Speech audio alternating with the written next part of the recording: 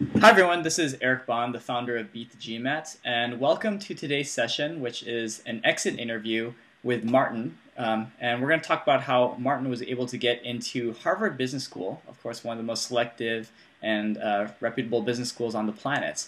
Martin, thank you so much for being here and welcome. You're welcome. So, Martin, I understand that you are based in South America, in Argentina, is that correct? Yes, that's correct. I was born here, and I did almost my whole career here. Oh, fantastic. So how this session is going to work today is I have a number of questions that I want to ask from you. And if we have a little bit of time at the end, we might be able to take a few audience questions. But why don't we just jump right into the session and into my first question. So Martin, who are you? Can you tell us a little bit about your background? Okay. Well, I'm 26. I was born and raised here in Argentina. I studied business as an undergrad in the Universidad de Buenos Aires, which is like the main public university, very huge, but very prestigious as well. Mm-hmm. I also did a master's degree in marketing in a smaller business school here in Argentina. Mm-hmm. I have like 4.5 years of work experience post university, let's say. And I've been working for Google for the last 3.5 years, and previously I worked 1 year for Bain& Company. Okay, fantastic. So at Bain, were you actually working as a consultant, or what was your capacity? I was I started as an intern while I was finishing my undergrad studies, and then I was an associate consultant, the ACs. Gotcha, great. Well, I mean, it sounds I like... was working for Sao Paulo office, really. I lived there for half a year or something like that. Oh, in Brazil. Okay, fantastic.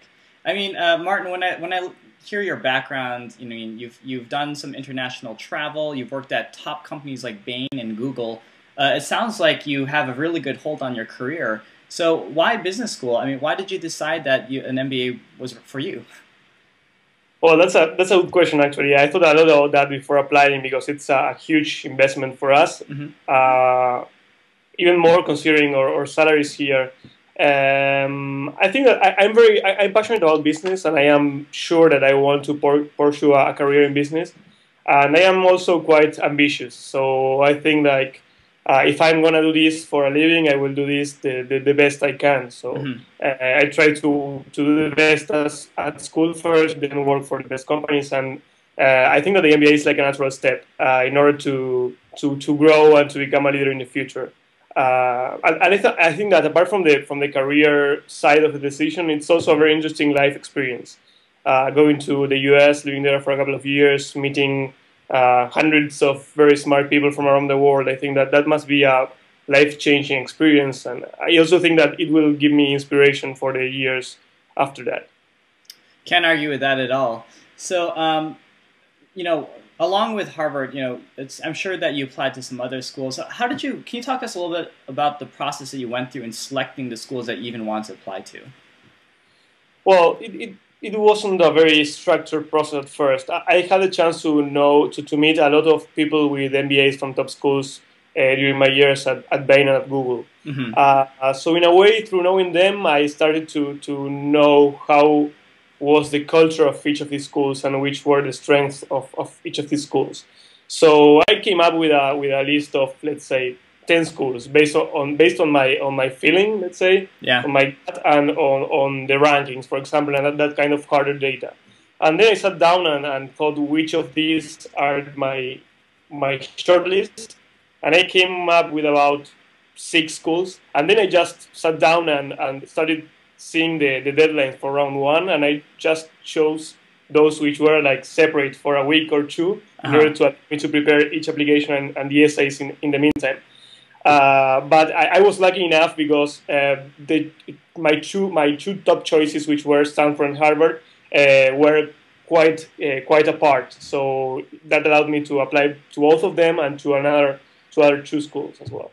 Gotcha. So I want to dive a little bit deeper into what you mentioned. So you said you had a set of like 10 schools or whatever that you started with, and you narrowed it down to about half that size. Can you talk about how you went about narrowing a little bit more? So were there things that mattered to you, like location or class sizes? Tell us about that a little more. there were many things. Location was definitely an issue. At first, I was considering in Seattle as well. But I had a feeling that I preferred living in the US for this experience than in Europe. I've been to Europe a lot of like 4 or 5 times, and I've had family there. So I think that it felt right to do this experience in the US instead. Then there was another important component of this decision, which was the people I knew from each school. There were some with whom I felt like a better fit, and some with whom I didn't. So I basically ruled out a couple of schools that way. I also visited many. I went to many of the recruiting events that they do here in Buenos Aires. Yes. To go to as many as I could, also to get a bit of the vibe of each school. And finally, I visited some of them. I went there personally to get to know the city. I don't know, the architecture of the campus and the people there. And well, then I would also have liked to go to a place with not as cold as Boston, but unfortunately that's not possible. Well, you're gonna, if you end up at Boston, the spring is beautiful, the fall is beautiful. It's just everything in between that's a little bit cold, but I'm sure you'll be able to adjust. Oh yes, I was summer and it's very nice, so I think I will enjoy that. That's right. That's right. I have to ask this question to folks who live outside the United States. I always am interested in hearing people's perspectives of whether the United States is a place where you think that you may want to work in the future. I mean, there's I think a feeling right now that the rising economy is Asia. Europe is in decline. The U.S. is sort of stagnant. How much does thinking about those global macroeconomic things consider into your decision-making process for where you want to study or work? Well, I think that they are two separate decisions. One is where I want to study, and the other one is where I want to work. I think that we don't have. I think that there are no elite business schools, maybe in Europe or in Latin America. So I think that the decision of studying in the US was a no-brainer, really, because the top schools are there, or maybe in Europe. But in my case, as I explained, I prefer to do this in the US. Yeah. So I think that the top schools in the US have wide recognition everywhere in the world. And doing the MBA in the United States, I think, it also gives you kind of an international experience of being there. I didn't think a lot about Asia because I think it will be very challenging working there, being a Latin American, because of the language and the culture and stuff. Yeah. But luckily, our region is growing like crazy as well. So I think that Latin America will become like a mini Asia in the future. We have huge economies like Brazil, which is currently, I think, like the fifth or sixth economy in the world. Yeah. And Mexico and other countries growing very, very fast, like Argentina, Colombia, Chile, Peru. So I think that my long-term career will be here in Latin America, hopefully in Argentina. Okay, great, fantastic. Some other questions that I have for you. I want to talk more about your experiences as an international candidate. Applying internationally, in some ways you have some disadvantages, right? Because Argentina is a pretty far flight from Boston or Palo Alto, but it sounds like actually you did do some campus visiting. Is that correct? Yes, I had a chance to go to Stanford, to Harvard, to Wharton, to Kellogg, and to Chicago. Yeah. I think that those were all the ones I visited. But I traveled to the US quite frequently for work, so I had the chance to go to Stanford, for example, in a business trip. So, I mean, I want to talk a little bit about, some of the challenges you faced, applying as an international candidate, but starting with a little bit more about this travel. So, it's fortunate because it sounds like your business just naturally takes you to these places where they have the great schools. But do you think that even as an international candidate, just as advice for other international people too, that's necessary to see these campuses before you apply? What are your thoughts on that?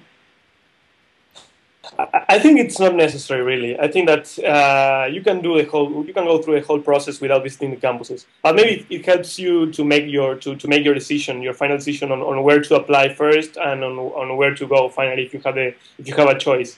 I think that the best way of really trying to feel the culture of a school and to imagine or picture yourself living there is going there. But Yeah. there are a number of things that you can do to get this kind of feeling without going to campus, like going to events. I think that most schools do hold events in most cities in the world, or yeah, I mean big cities. I mean, you can try to meet people from all these schools and ask them how they feel about the school, how the culture is, how the people is. I think that you can get a very good idea of the soft side of each school that way. In fact, as I said, I got that first approach at first, like just talking to people that I knew that went to all these schools. I'm sure that comes to relief to many of our community members who are nervous about the idea of perhaps shelling out thousands of dollars or even taking off time work in order to visit these campuses. If you think that it could be done through other ways like the alumni and so forth. So what other challenges did you that surprised you as an international candidate along your application process? Was there moments where you felt like you couldn't get information as easily as someone who would be in the U.S. or any other examples of this? I think that about information, I think that we have a lot of information available through the websites and through forums like yours, which is great. And you also had a chance to talk to people, to local alumni in each city. Yeah. Maybe I was lucky because I had a chance to work at two outstanding companies where there are lots of people from these schools. Yeah. And maybe many people working in other companies don't have the same chance. But I think that if you look for those opportunities, you can, like in the events, for example. That's right. So the information was not really a challenge. I see some other challenges, for example, about the GMAT.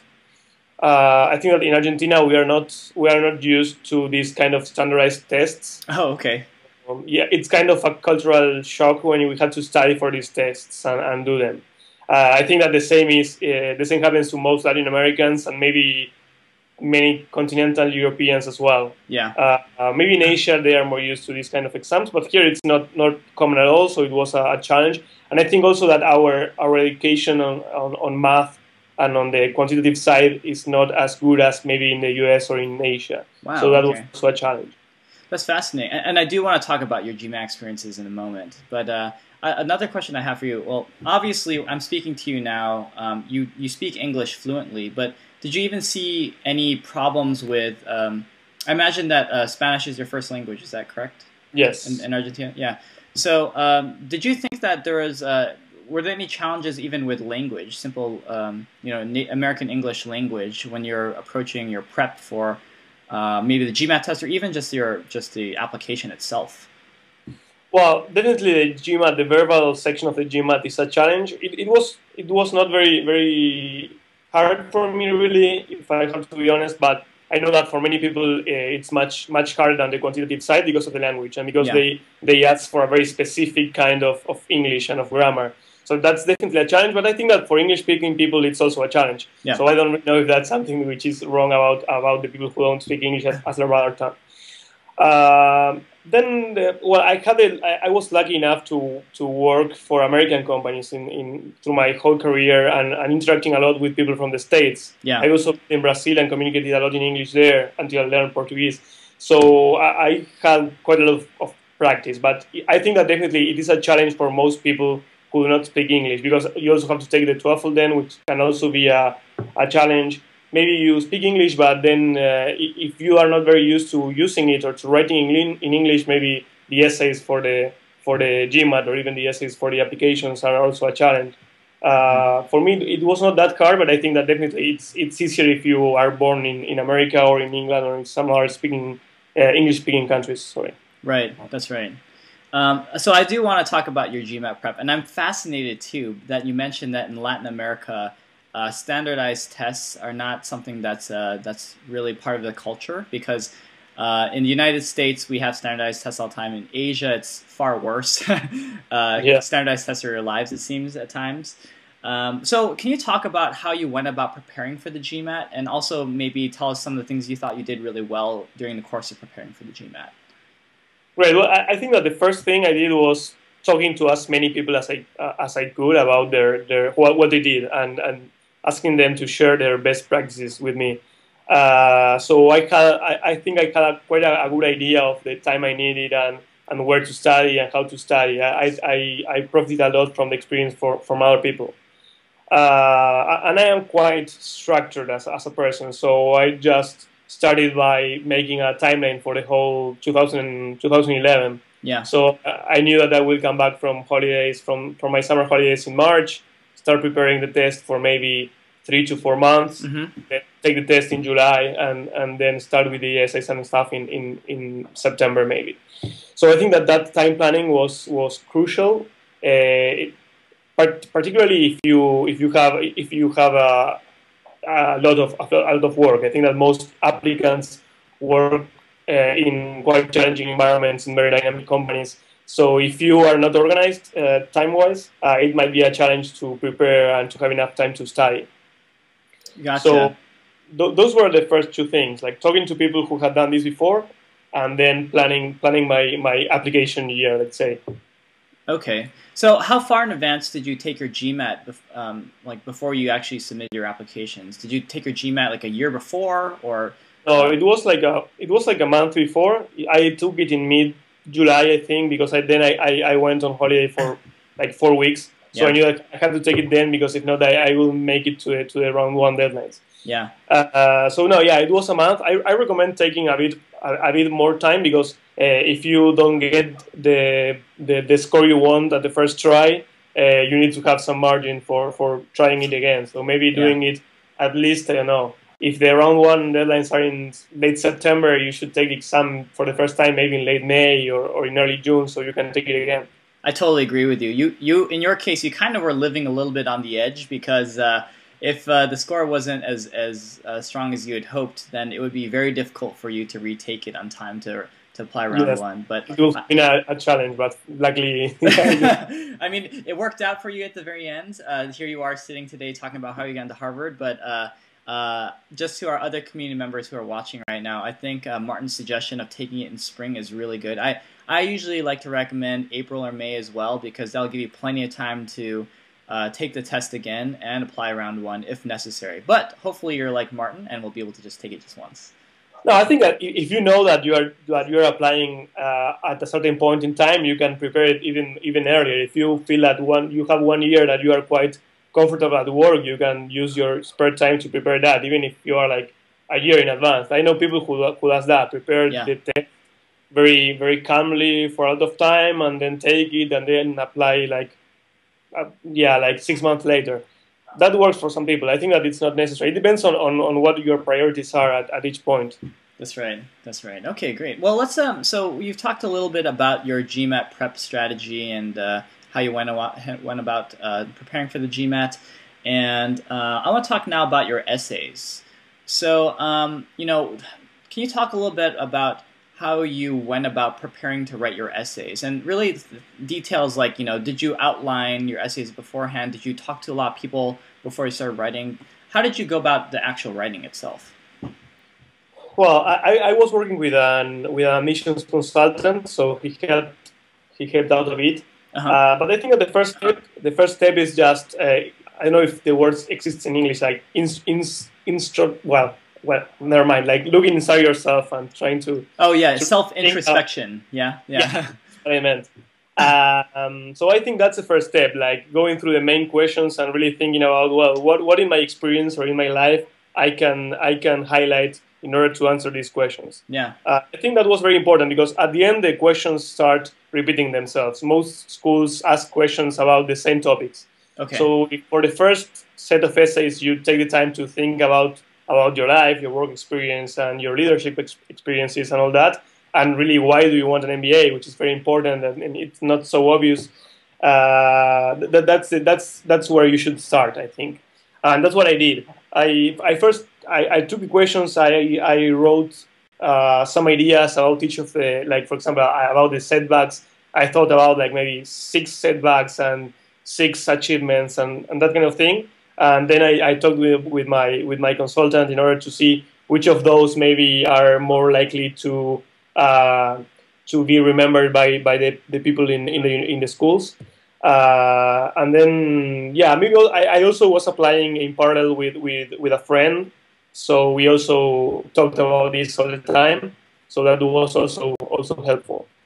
And once all that was done, I just started writing and then, well, just correcting little details and stuff. Mm-hmm.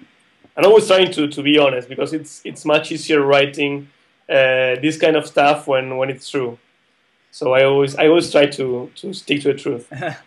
So, you mentioned that a lot of the schools are asking the same questions, which is absolutely correct. I mean, a lot of what they're trying to discover is the same from school to school. Did you feel like there was a point where you could reuse some of the essays or even portions of essays? Absolutely, yes. Maybe the core ideas of the essays, because maybe the questions change a bit, but they are actually asking more or less the same. So you can think about your main achievements, your main ambitions, your goals, why you want an MBA, your setbacks, and maybe some extracurricular experience.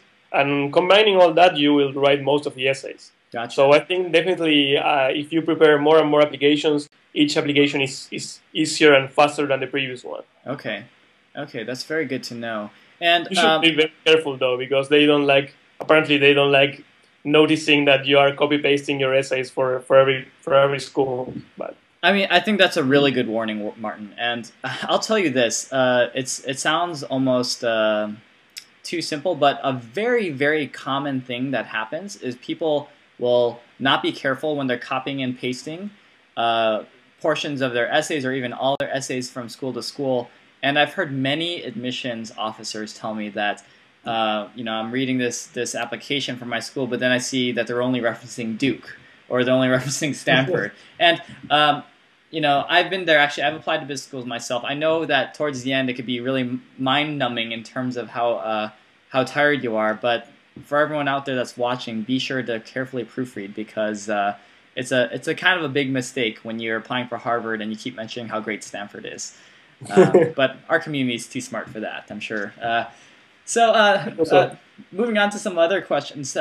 Let's hear about your interview experience. So, can you give us some details? Where did you interview? How did you go about preparing? Anything else? well, I interviewed in one of the hub cities, which is Sao Paulo, which is the hub city for Latin America. Okay. Traveled there for a couple of days, and I had the interview one morning there with I think it was Andy from the admissions team. Okay. So you interviewed with an admissions officer then?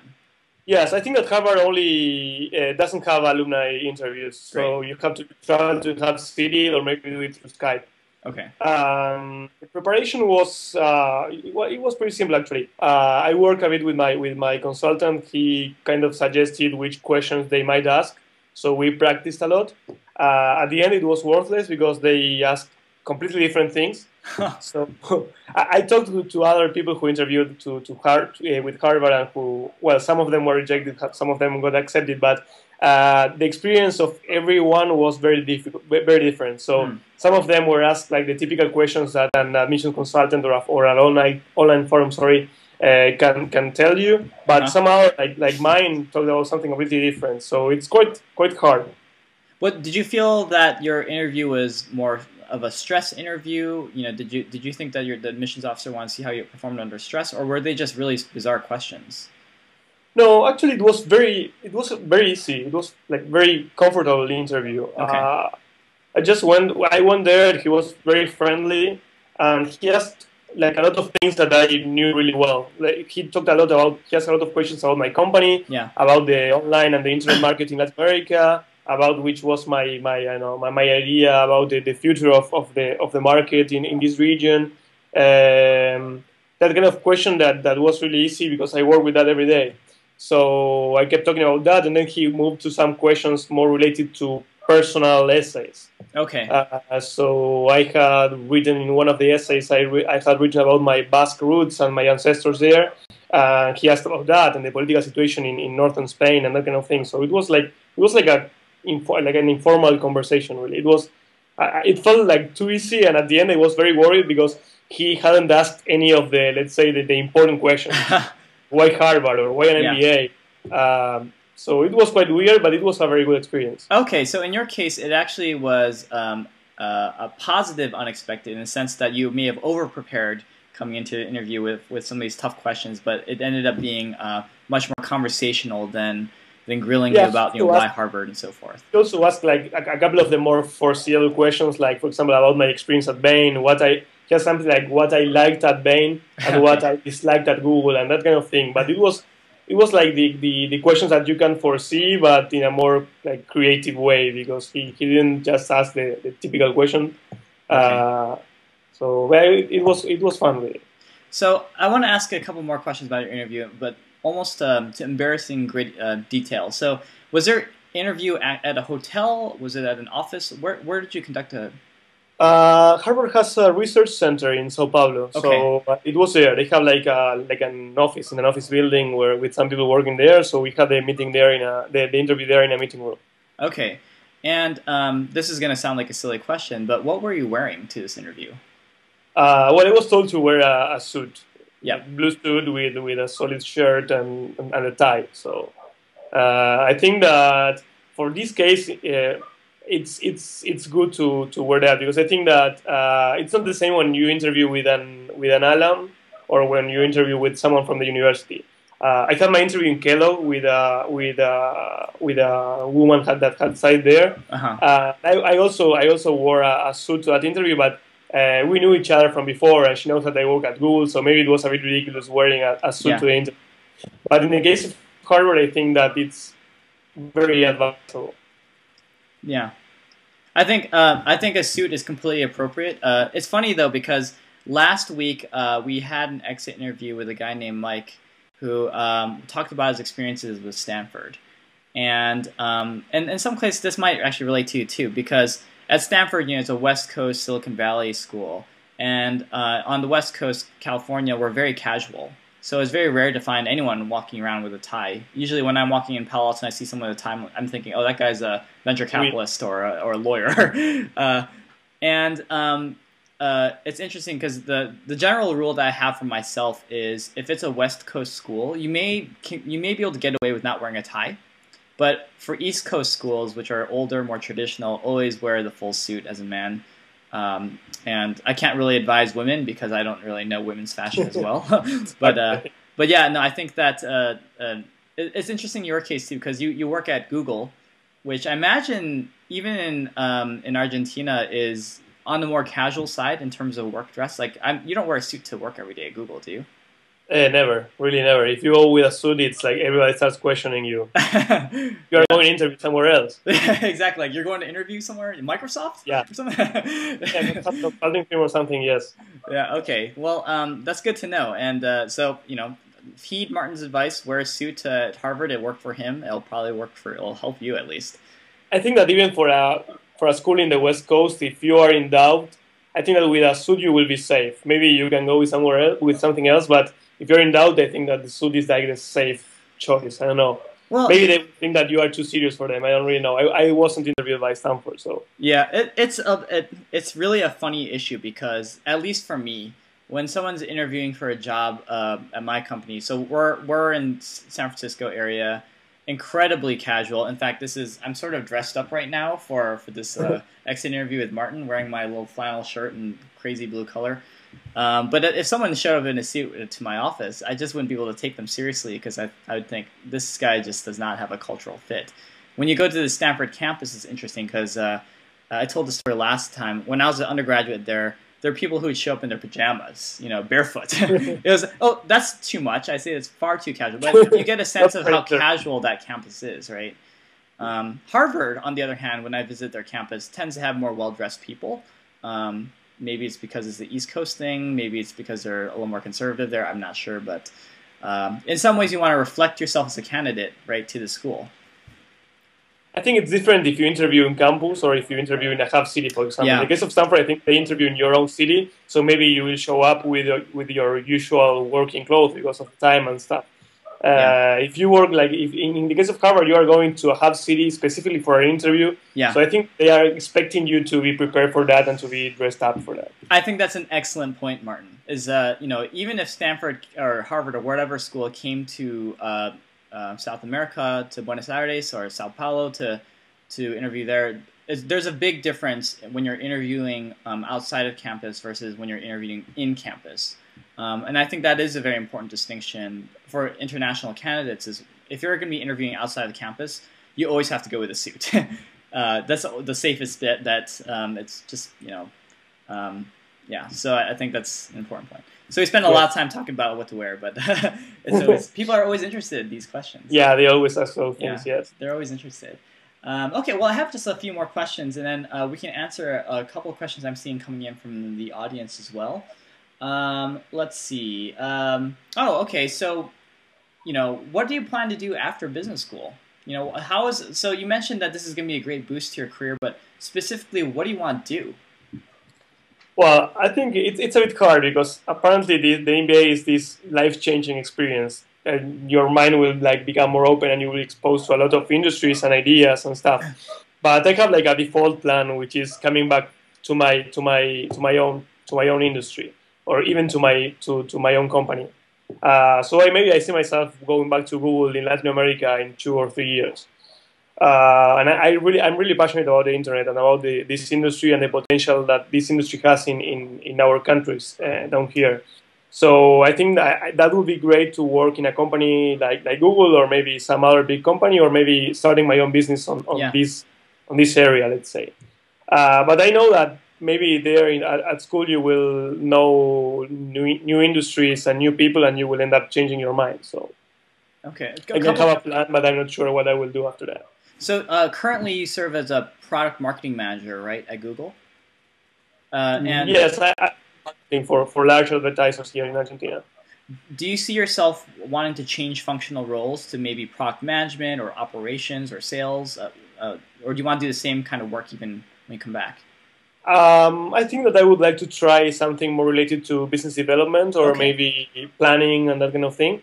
At Google, it's a very particular company, and it's really usual for people to change functions. I worked in sales for a while, now in marketing, and if I wanted, I could move to sales operations or to business development one day, with or without an MBA. So that's normal for us. Maybe for other companies, it's a bit more inflexible, let's say. And out of curiosity, is Google in any way helping you with paying for business school or anything of that sort? No, they do not. I think that nowadays they don't have any official sponsorship program or anything. Okay, yeah. They encourage you anyway. I was very transparent with that, and everybody supports you, and you have the doors open if you want to come back. But there's no official program like in consulting firms, for example. I'm glad you started to mention that, because it's a good segue to my next follow-up question, which was how open were you about the fact that you're applying to business school? Did a lot of people know, when your coworkers or family or friends? Everybody. Everyone? Everybody knew. At Google, my boss and the country manager and all the people with whom I work knew, because I tended to share all my GMAT struggles and my application struggles with everybody. But I think that I was lucky to work in a company like Google where you can share that kind of things, and without having the fear of having some kind of retaliation from the management. I think that's not always the case, but it's the best thing, because if I had to take one day off to take the test or to study, I could do that, and if I had to go in a suit one day to interview, it was fine.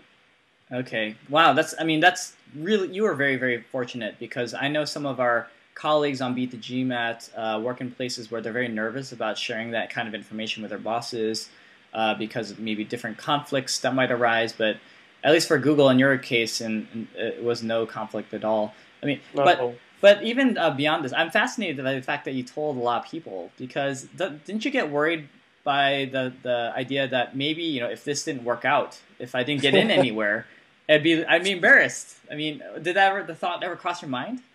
Not really, actually. No, I was quite confident that something I will get accepted somewhere. Yeah. And it was very healthy for me to share all these things with people and to bore people to death at talking about business schools. But no, I think that if you're sure of what you want to do, and if you're confident, that's not a problem. Yeah. That's great. I mean, I know that so many people who are watching today are really, really shy and nervous about just openly sharing the fact that they're applying to business school. But Martin, one thing that I think you're showing people is it's healthy I mean, if you didn't have sort of people to talk to maybe bounce around ideas or even rant about something that's annoying in the process, this is all very healthy as part of the process of applying to business school when you can openly talk to people about it. Because if you have to bottle it all inside and deal with it on your own, I'm sure that would make the process much more stressful. No, there's a lot of pressure. I think that the best thing that you can do is try to find someone who is going through the same situation. I have a friend at Google, as I said, who was applying with me to the very same schools. So it was great sharing the experience with him. Yeah. So you can do this maybe with a work colleague or with people who is preparing the GMAT with you or something. It's much easier that way. Gotcha. Okay, great. So my last question before we take some other questions is from the audience is, do you have any final words of wisdom for future MBA applicants? So just looking back at your entire experience of applying to business school and getting into Harvard, any thoughts in terms of what you would have done differently or things that have made you wiser?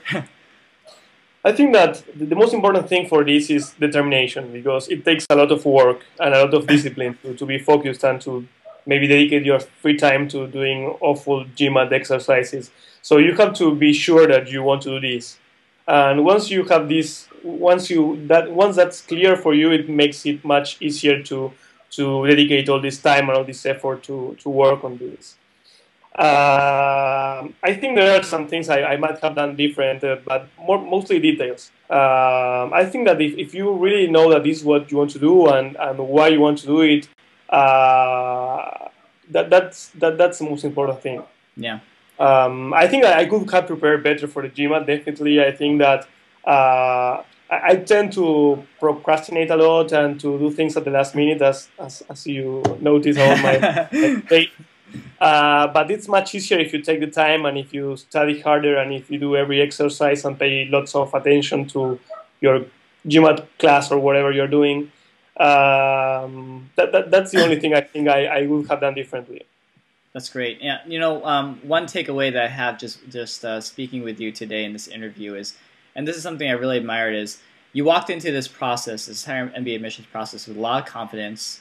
You weren't going to settle for anything but getting into a great school, and you know, and I think because you had so much confidence coming into this process, it probably was reflected in your essays and everything that you did, and produced a great result. So. Being confident of what you want and being sure about wanting to go to business school makes everything easier, because all the essays and stuff, it's much easier to write them if you're really passionate about the school and about the MBA than you know if you why. are sure. So yeah, definitely it's important. Great, fantastic. Well, Martin, that's all the questions I have for myself. But if you don't mind, we could spend maybe a couple of minutes talking about some questions that are coming in from the community. Yes, of course. Okay, great. So I see a question from Brian here, and Brian's asking, so what are you excited about most when you get to campus this fall at Harvard? Like, are there specific classes or clubs that are really exciting to you? I think that the most exciting thing will be meeting all these people from all over the world. I think that will be like the first shock and the first thing I'm looking forward to. Yeah. Now about the clubs, I think it's very exciting also the amount of things that I will be exposed to, like the clubs, the classes, the international experiences like the field and the IXP and all that. But I can't choose like a single thing that I am particularly excited about. Okay. Yeah, well, I'm with you too. I think it's the people. You know, the thing that's going to make business school exciting over the next 2 years are the friends, the networks, the people you're going to interact with. In all facets, clubs and parties and classes. So it's yes, I know which clubs I would like to join maybe, but I'm not particularly excited about that because I think that's just something else. Yeah, no, I hear you. I mean, when I look back at my college days, can't really specifically tell you what I learned in some of the classes, but I can tell you that the friendships and networks that I made are what really shaped me as a person. I'm sure business school will be no different for you too. Okay, I see another question coming in, sort of a personal question. It's, do you currently have a spouse or a boyfriend or girlfriend? I mean, and if so, you know, do you plan? If so, how are you going to make relationships work if you're going abroad? I do not have any girlfriend or anything, and that makes things easier. It's not very nice to say, but I think that it makes the whole decision process much easier because you can choose the city you want, the school you want. I know people who's going with their spouses, some people applying together to school, or someone like some cases where one's going to study and the other one is not. And it always creates conflict, but if you are with someone whom you love, well, you have to make it work. I think. Yeah, as hard as it is for me to admit, I have to agree 100% with what you just said. So I'm married myself. I have a wonderful wife. I'm very happy. But I will say this: going into a full-time MBA program, especially one where you're going abroad to a different continent, man, I don't know how people with committed relationships can do it because I know a lot of people who did it and were very happy about it. Yeah. But it must be harder. There's no way.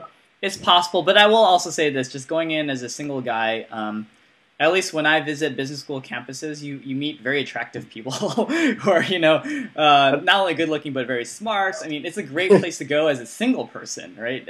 Particularly. But I'll leave it at that in case my wife is watching. So. Okay, let's see. Another question here that's coming in. So what do you plan to do during your summer between first and second year? What kind of work are you interested in? Where do you want to be?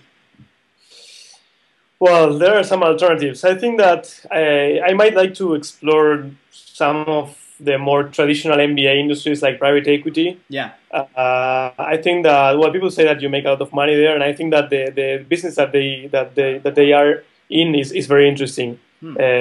So I might explore that. I think I would also be happy to work for a tech company again.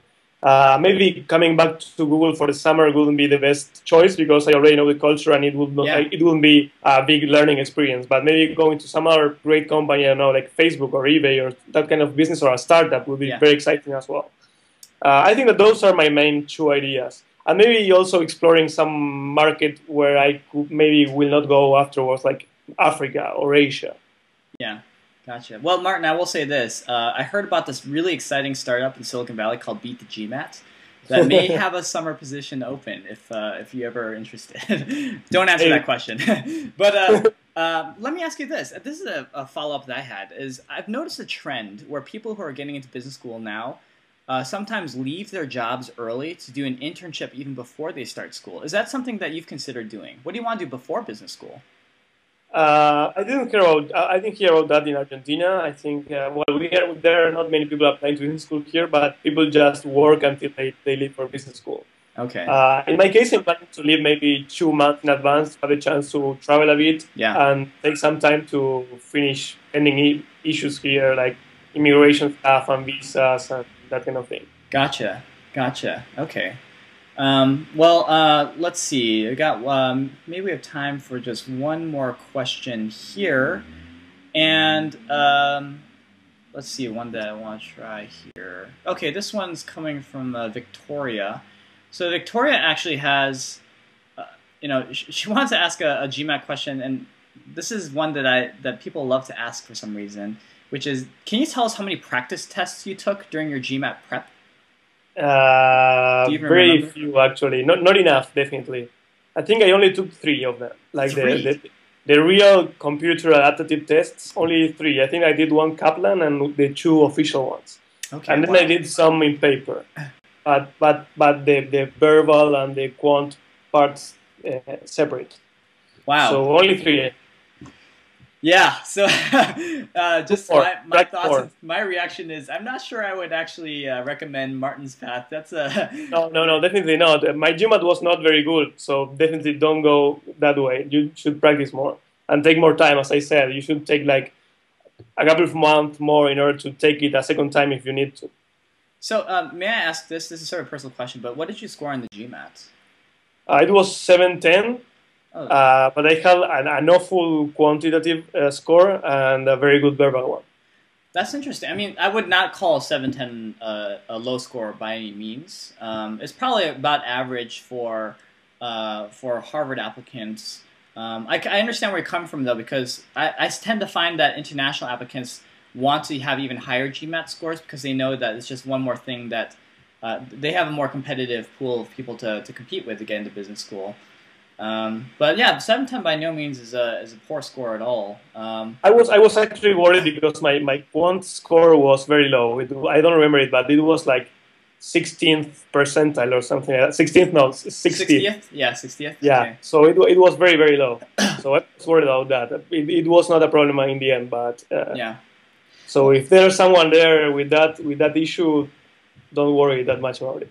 You know, I'm really glad, and thank you so much for sharing that too with us, Martin, because I see people all the time who are obsessed with, I can't even apply this here because my, certain quant area or verbal area is too low. But it seems to me that you were able to just take the GMAT, say, okay, this is good enough for what I need. Let me move on and focus to the other areas of my application. And that's such a great attitude because there are people who obsess over just this one score and then start to neglect maybe their essays or their extracurriculars or whatever else that they've done.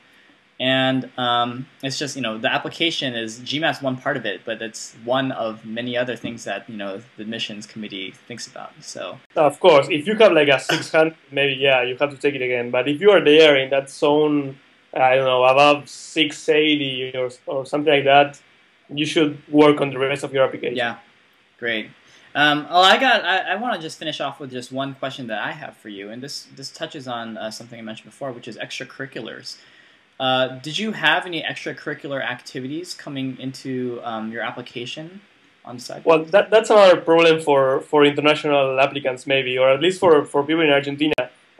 We do not do that kind of thing here when we are at school or at college. Yeah. So it's very challenging because you cannot put that, well, we don't do that in Argentina and that's it. You have to work on that. So what I did was, a couple of years in advance, I always knew I would want to go to business school at some point. So I tried to get involved in these kind of things. We had some of these community initiatives at Google, and I tried to get involved there and to lead some of these initiatives. So yes, I ended up having some of these extracurricular activities, but that was definitely challenging for me. Yeah, no, and you should think about what qualifies as an extracurricular activity. Yeah. Because as I said, I used many things that I did at work. They were like initiatives that were not part of my job, but they were sponsored by the company. Yeah. Also included being an assistant teacher at university, which here in Argentina in a public university is like volunteering because they don't pay you. So it kind of counts as an extracurricular. You should really think about what to write. There are many things that at first might not look like that, but you can profit from that.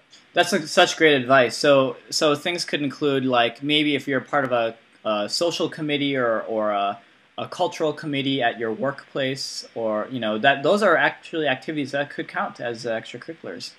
Definitely, maybe leading a sports team or organizing a tournament of some sort for your neighborhood or something like that.